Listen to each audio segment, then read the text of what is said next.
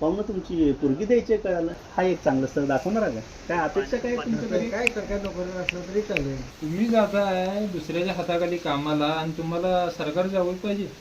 प्रत्येकाला जर सरकारी जावई पाहिला असला तर बाकीच्यांनी करायचं काय? आणि काय अपेक्षा? काय नाही पोरगे जरा निरोष नाही का बघा तेवढं. काय मामा तुम्ही वेखली तुम्हाला जावई पाहिजे निर्वेखली. वा रे वा.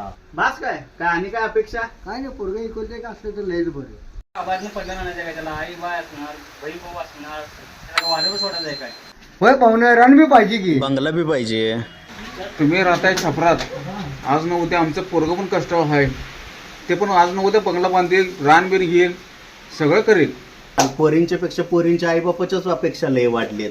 या अपेक्षांच्या ओझ्याखाली मुला मुलींचं लग्नाचं वय निघून चाललंय. लग्न होईना म्हणून वय वाढालंय, वय वाढालंय म्हणून लग्न होईना.